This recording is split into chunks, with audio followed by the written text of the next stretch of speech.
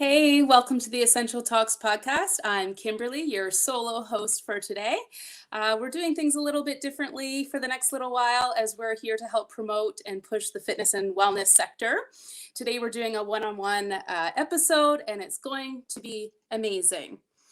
Zach, from self-proclaimed fat kid to being the first Canadian gym owner to defy the lockdowns, this guy is the epitome of a true warrior and continues to be an example for other businesses, demonstrating that standing up to tyranny can be successful. As he says, he's not had any repercussions in over a year. Zachary Boissonneau, thank you for being here. I don't know if I'd say no repercussions in the last year. I just certainly haven't been made to pay any of the fines that I've gotten in the last year. No major, yes. You said.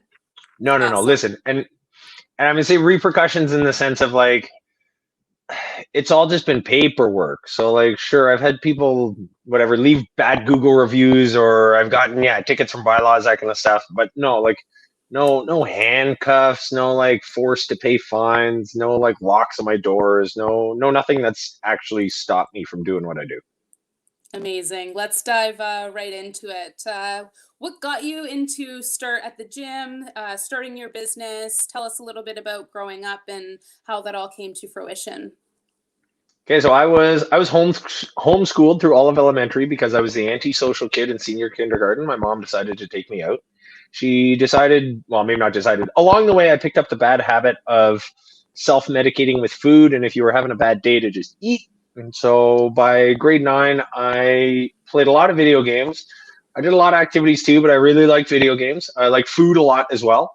And so I was kind of a fat kid going into high school. I had my heart ripped out by a girl and then got into fitness big time, and it was very unhealthy to start, and I made a lot of mistakes, but it was like, fuck it, I need to lose weight because I need to look good. I went to university for mechanical engineering the whole while through, kept doing fitness, then started to like knew what I was doing. I read, I taught myself, blah, blah, blah. Got out of university, got into Good Life Fitness, big box, to then be a personal trainer.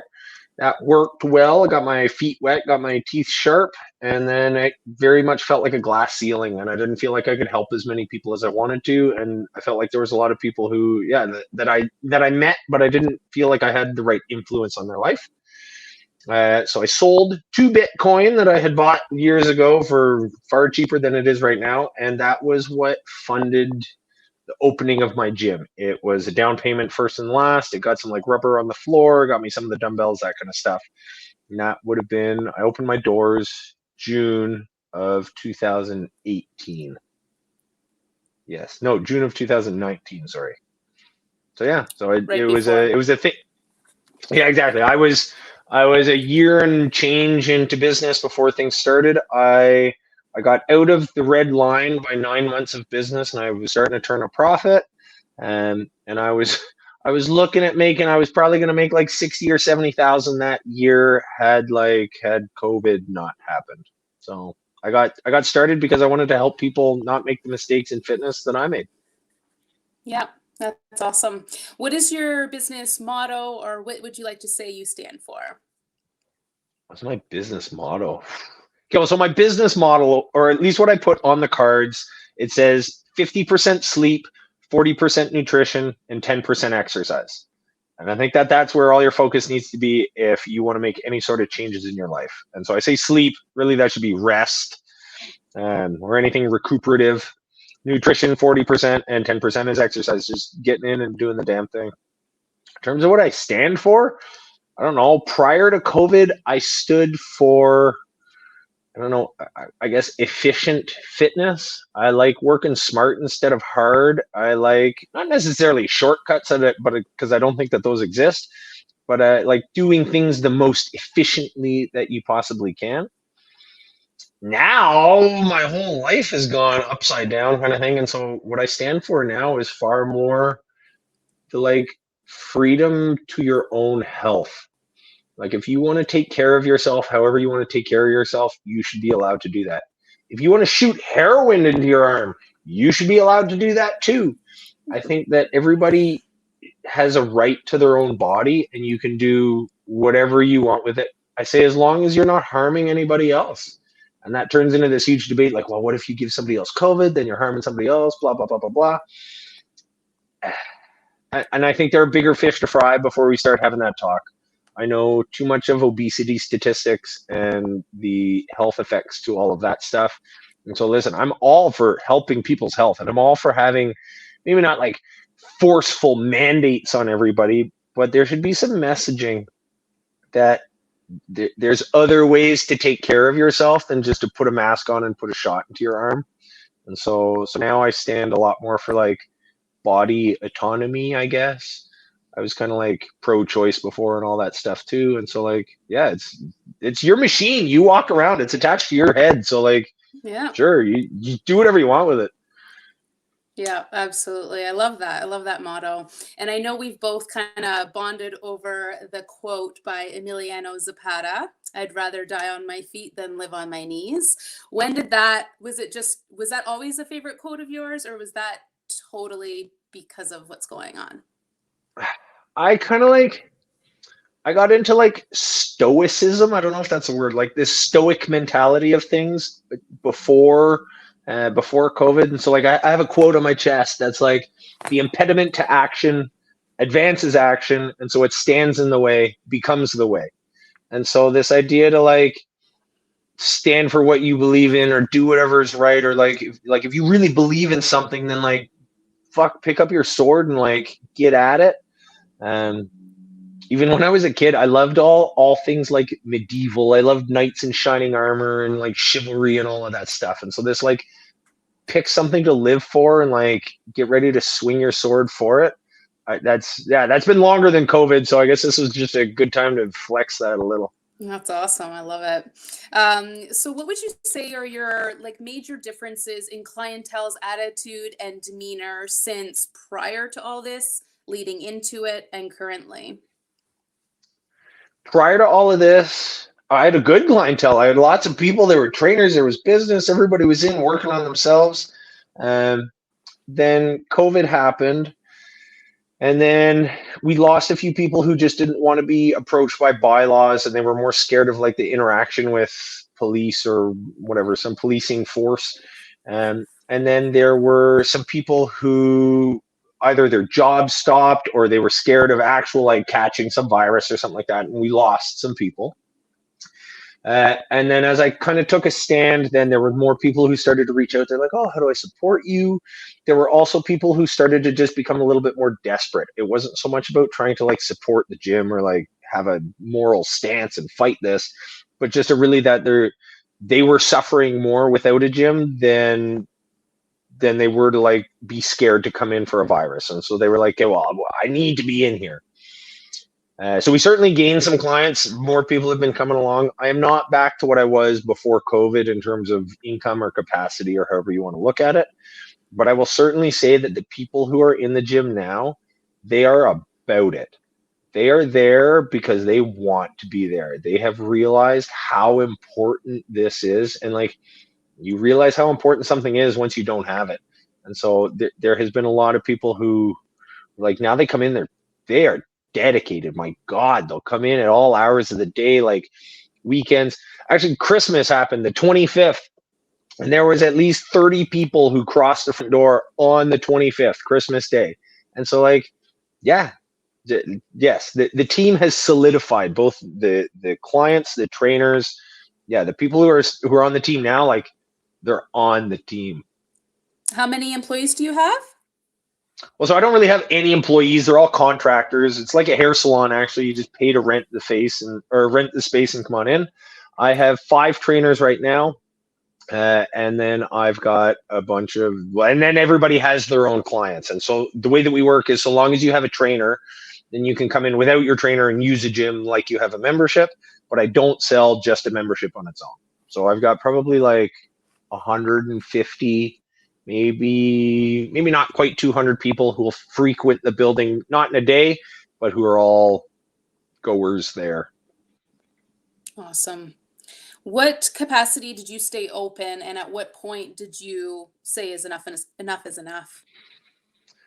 So March 2020, I closed down. I was like, oh my God, there's a virus. I know at least a little bit of world history, and like I was pretty sure that like human beings, we were kind of due for some sort of mass extinction, something. And I thought, oh my God, this could maybe be it. Shit, close the doors. I went home. I started to read. I looked at numbers. I started to compare that to like obesity and heart disease and all this other stuff that we were killing ourselves with other years. And I was like, well, this isn't that scary. Like, cool. And it's killing a lot of old people. Like, I love my grandma, but I don't know. This doesn't seem so scary. And that would have been like the end of April or so. I should say too, I would turn into a crippling alcoholic from like March until I figured things out. And then turned a frown upside down. I realized, fuck, I need to get my own life back together and get back into the gym. So I started sneaking in for my own workouts towards the end of April. Same through May. By the end of May, I had a few friends who were like, hey, well, like, is anybody in the gym? Like, do you still have a key? And so I kind of went in with a few people for workouts, and we were just, I don't know, 4 or 6 of us kind of thing. And then by June, I had another trainer who reached out from another gym, and he's like, hey, well, my gym's closed. I have a bunch of clients who want to train. Like, how do I sneak in the back door? So we did that. I then let any trainer who wanted to sneak back in June, and then we opened, I say officially July, and then I have been open since in whatever capacity I can. There have been times where it's not necessarily that anybody's telling me to close, but there have been certainly some times where people are more scared of police and bylaws than others. And so, yeah, there were a couple times where I was in hot water, that there weren't many people showing up, but I was still open. Tell us about any pushback from public health, any visits from Bylaw police, or any pushback from media as well. Can you go over that? Okay, let's go media first. CBC very early on did a really nice article on me, and it was the one and only mainstream media nice news article that exists about the gym. Yeah, exactly. That says it all. And then after that, it was like CTV's, whatever the radio station is, CJOH or whatever. I did a few of those too. They had a lot of like pointed questions. They're like, well, don't you think you're killing people by having gyms open? The media at the time was very much like, gyms, there's dumbbells you touch, and those are surfaces, and surfaces kill you. So watch out for surfaces. And so there was a bad spin on gyms in general on top of my own. In terms of bylaws, public health, there was a lot of bylaws early on. And so like I was vocal when we locked down, I guess it would have been October or so. I had found some cheesy loopholes that I'm a personal service and I should stay open. And I had a lot of bylaws show up. I got my first round of tickets. I got some summons. I got like a lot of paperwork that way. There was a video that went very viral at the end of November, that there was like 5 police cruisers and 4 bylaws cruisers that had all shown up to try and give me tickets. And I have a talk with them at the door, and it is a pretty good one. Watching it again, there's a lot to unpack in that video. And then it was pretty quiet from then until whenever Vera Etches sent me a cease and desist letter. Same deal. She said, okay, well, if you're going to open up under some of these loopholes, then here's the rules you have to follow. I didn't follow those. She then sent a follow-up letter that was like, you're not following the rules, so you have to close now. And that was right at the time as like phase 3 was about to start. And so as part of the closure order, you had an opportunity to have a tribunal meeting with public health to discuss the closure order. And so I showed up to my lawyer with that on the telephone. And we basically told public health, we're like, okay, we want to see the data that you use to justify gyms being closed and why that is more harm to have a gym open than closed. We want to see the data. And there was a lot of like, well, it's going to take a long time for us to get some of that information for you. And like, are you sure that you want to pay your lawyer? Like, Zach, you're going to end up like paying a hefty bill if you want to like proceed with this. Or maybe you want to think about this, or we can give you some time if you want to postpone this talk. And my lawyer, I love him. He was like, no, like, we want the data. Like, did we stutter? Like, yeah, give me the data. And then they're like, okay, well, give us 2 more weeks and we'll give you whatever, blah, blah, blah. They came back 2 weeks later. They didn't have anything complete or useful or anything resembling data. And so we said, okay, well, this is unacceptable. We want to proceed with the hearing. We want this to be in front of a judge. Give it all to us formally. And as that happened, phase 3 started. And when phase 3 started, then gyms were allowed to be open. And they dropped then the closure order within 24 hours of phase 3 starting. And so because now that the closure order was dropped, there was no live debate to be had in front of a judge. You'd have gotten into a courtroom, they'd have been like, oh, you're complaining about not being open, but you are open, like hit the road, stop wasting my time. And so that disappeared. And I haven't had anything since. No, not true. I had the Bylaw show up like 2.5 months ago or so. They showed up. I had a very candid conversation with them. They'll probably be mad that I'm saying this on a video, but I met them out in the parking lot. I saw them coming, and I went out and asked them. I was like, okay, listen, we can do this one of two ways, and I'm going to let you decide. Either I can keep my phone in my pocket, you can shake my hand, go tell your boss whatever your boss wants to hear, and leave me the fuck alone, or I'll pull my phone out, I will videotape this whole interaction, I'm going to spit a bunch of law at you, it's going to look stupid for everybody, you're going to go to court, and it's going to be ugly. What do you want to do? And so the guy's like, listen, we don't want to be here either. I'm like, okay, then shake my hand and be on your way. He says, okay, well, there's a lot of people out in the parking lot here, so like, why don't we just go in your front door and then we'll hang out for a minute and take off. I'm like, okay, cool. So we walk in. I didn't videotape. I have no recording of any of this. I was a man of my word on this one. And went in. We talked about their Movati membership. They were having trouble canceling it. Blah blah blah blah blah. And then yeah, he looks me in the eyes like, okay, so like, are you asking for vaccine passports? I'm like, no. He's like, oh, okay. Sounds like you're compliant then. Glad to see you're following all the rules, and you have yourself a good day. And that was the last interaction I've had with bylaws. Knock on wood, I haven't seen them from this lockdown yet. So I don't know, fingers crossed. I kind of figured they would have been here by now. So no news is good news. It sounds like they're even getting fed up, right? Like visiting all these businesses, it's just doing their job, but it comes to a point where it's enough is enough here. I had Sorry, go for it. No, I'm going on to the next question. You go right ahead. So I was going to say I had conversations with them previous to this one where like we finished videotaping and they're like, here's your fucking ticket, blah, blah, blah, blah, blah. And I turned the video off and then would have a conversation with these bylaws officers. And like they have been fed up for much longer than the last 2.5 months, for the exception of maybe one bylaw who I saw who like, dude must have just failed police college or something and just had something to prove. But no, I think we're all fed up. Everybody's fed up. Yeah. Do you usually see like the same bylaw officers? Like, is it always the same people coming to you? Early on, no. I would get like a new batch of bylaws officers every time that they would show up. And then the ones who most recently showed up, they told me that they were the bylaws who were like assigned to my file. And so one of them was actually now working off in some other jurisdiction or something like that. But so they called her back in to go deal with me just because she's on the case, whatever that means. Okay. Your updated, tell us all about your tickets, how you've dealt with them, how many you've gotten. Let's go into that. Okay, tickets. I've had 4 tickets, blue pieces of paper with a dollar amount written to me. I've had one written to my fiance. I've had one written to one of my trainers in the gym. My fiance and I got one on the same night. We were the only people in the building, and they showed up and they're like, "You're not supposed to be here. Here's a ticket." I'm like, I'm the business owner doing space hold improvements. Like, leave me the fuck alone. I got 3 tickets very early on, my first 3 tickets with the big, massive video that went viral. Those tickets have all disappeared.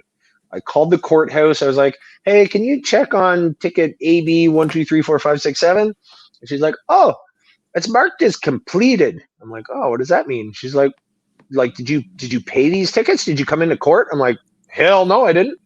It's like, oh, well, they say they're closed, so I don't know what to tell you. Okay, perfect. And then for the one for me, the one for my fiance, the one for the trainer, all of those we've requested for a date to contest them and have heard nothing, and it's now well over a calendar year. And I've also now received, I want to say 6. I'm pretty sure it's 6 summons. It might be 7, 6 summons. The yellow pieces of paper that just have a court date on them, and it has no dollar amount, and it says up to 100,000 or a year in jail. So the fancy news headline would be that I am facing up to 6 years or $600,000 in tickets. They've been nice enough to put them all onto the same dates for me, and so I have an appearance January 27th to set date for trial after these tickets. So that's that. It's all kind of in limbo right now. I don't have any specific dates. I haven't seen all the disclosure for any of those. I don't know their specific case. I have some summons, and I haven't gone to court for them yet. Okay. Yeah, it seems like they'll probably be continuing to push it back. And as we all know, Ontario's court system is entirely backlogged. I believe over 500,000 tickets right now. So what's the feedback you've been getting from clients? How are they feeling about still being able to go to your business, especially during this current lockdown? This current lockdown, so like if there's any like piece of nice information to pass on, is that I've had, I kid you not, 10 times the amount of people call me asking for a membership or how do I come train or how do I sign up this lockdown than last lockdown. So, and the people who are still coming are incredibly appreciative of what's going on. I'll have people who just reach out and say, I love what you're doing. I live too far. I'm not coming to your gym, but like, fuck yeah, keep going. I love it. So yeah. So like I said before too, like the people who are still there now, like they are about it. They are on the team. So yeah, everybody who comes in now, they really understand the value of a gym, and that I think has made them appreciate what I've been doing.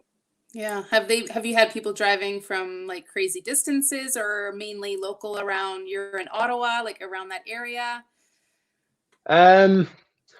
Nothing more than like a 45-minute drive. But there are people who like, actually, you know what? Right now, I should say there's a few people who are Gatineau just because I live so close to like the Quebec border. And so like, yeah, there are people who are driving from technically outside of the province to come train at the gym. Wow. Yeah, about 45 minutes of area around me. Yeah. That's awesome. I was going to say how much longer can you survive at this rate is my next question, but it sounds like you're doing just fine and getting more popular as this continues with all this nonsense. Yeah, honestly, at this rate, I will continue to, like, this month was better than last month, it was better than the month before it.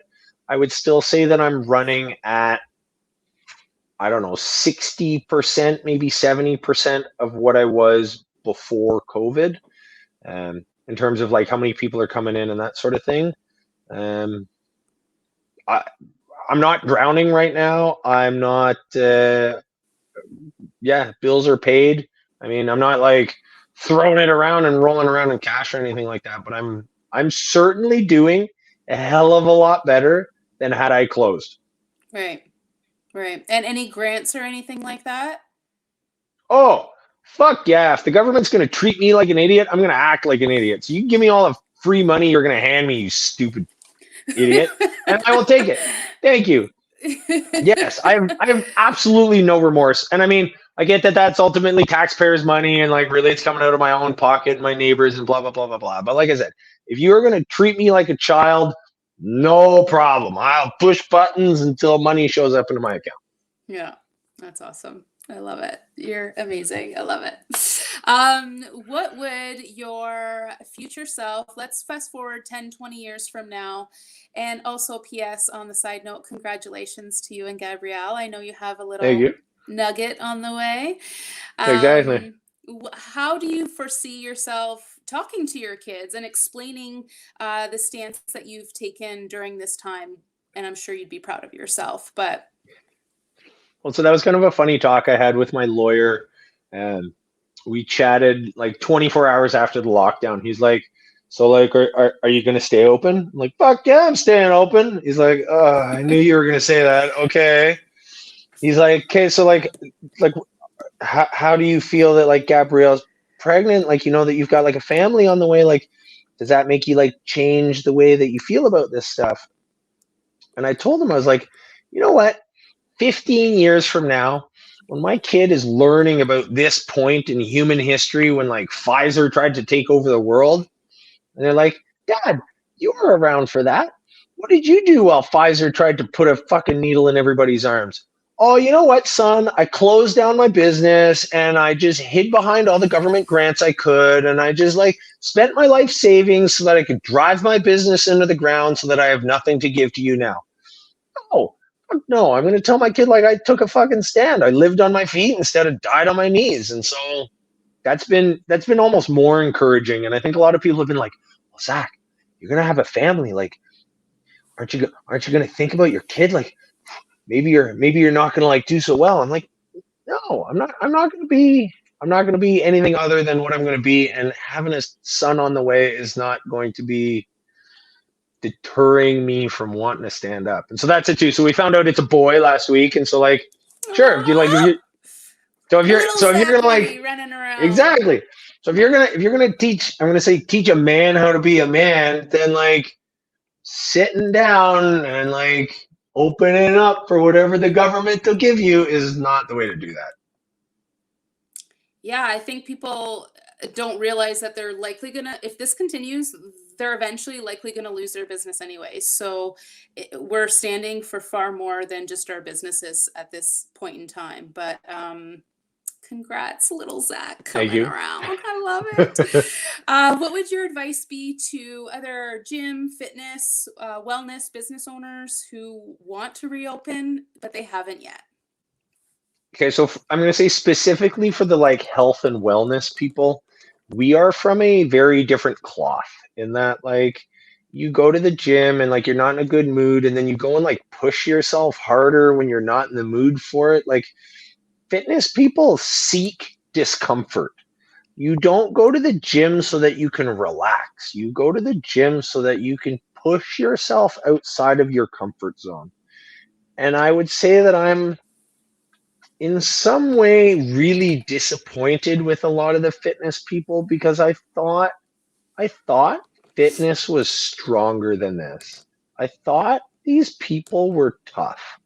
And like I had no idea that there was going to be this kind of support. There was no network. I was one of the first members of We Are All Essential.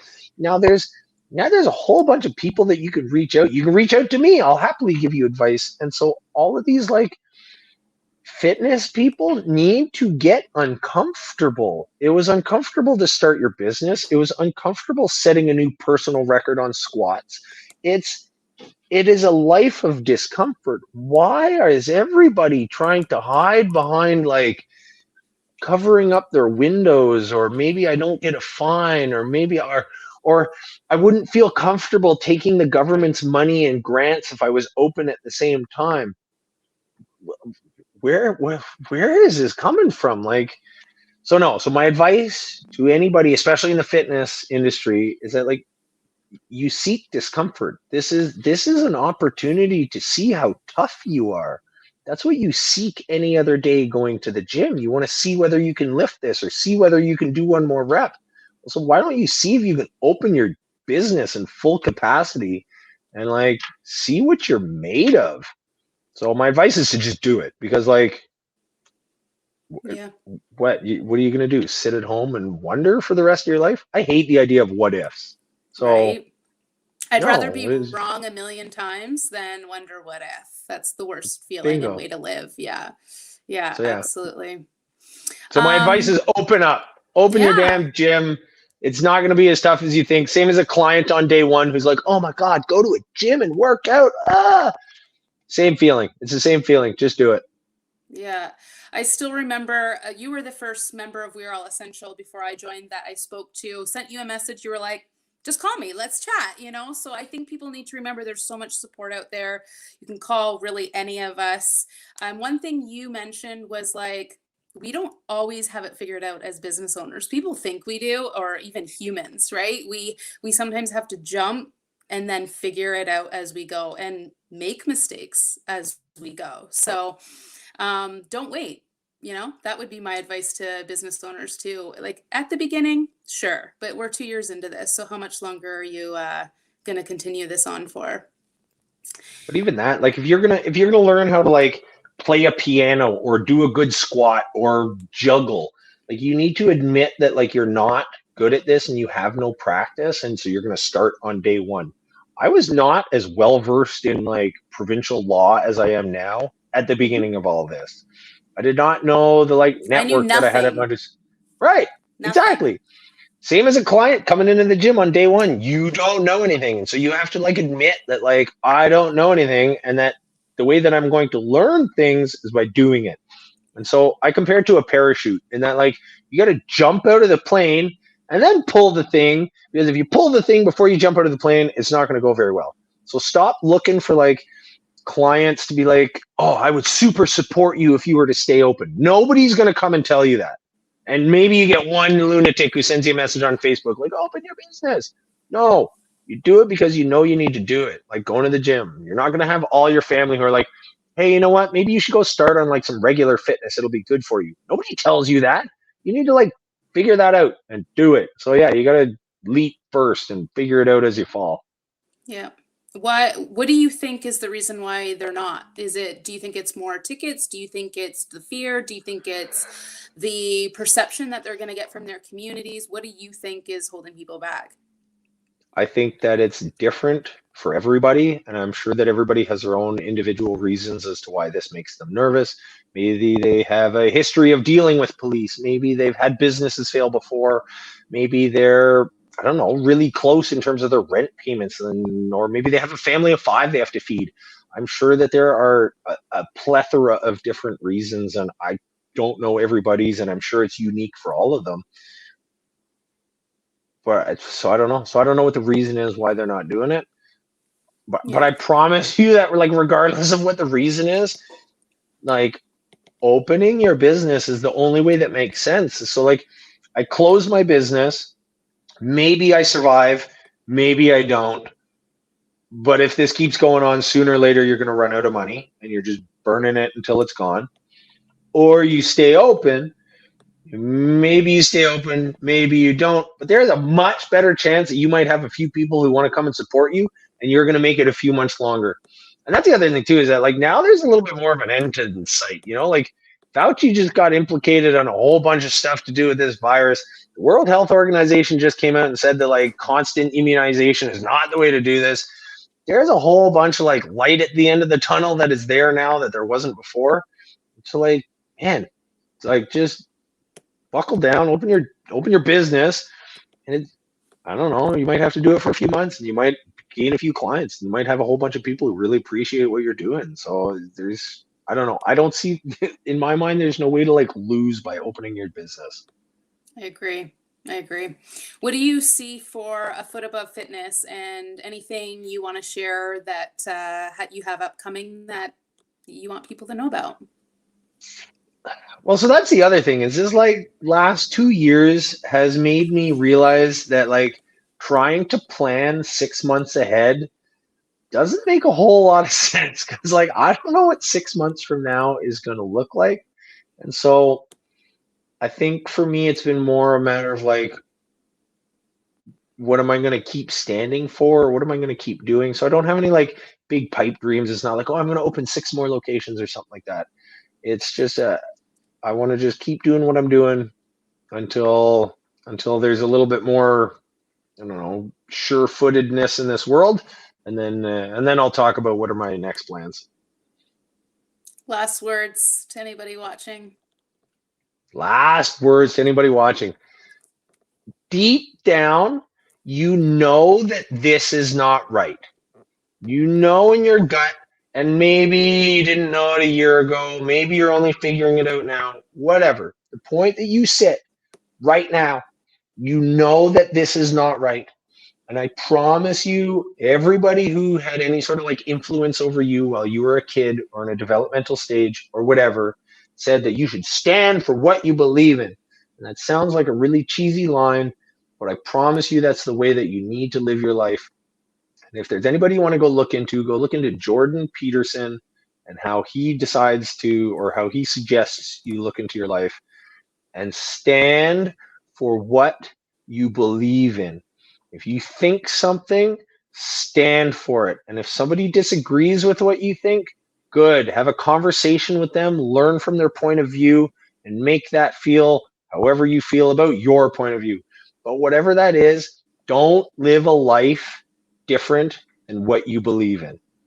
So stand for what you believe in. That's the only way to live, especially now in trying times. Amen. Beautifully said. Perfectly said. Thank you so much, Zach, for being here. We are all essential is our business empowerment network. There are so many of us willing to help you guys out. Lots of businesses in our directory. You can check us out at www.weareallessential.ca. And any volunteers, we're always looking for volunteers. I'm sure some of you out there have special gifts, and we want you to contribute to not just our network, but our community and our country. And let's stand united in non-compliance, and let's put an end to this. Zach, thanks again, and rub that little belly for me. Will do. Bye. See you later.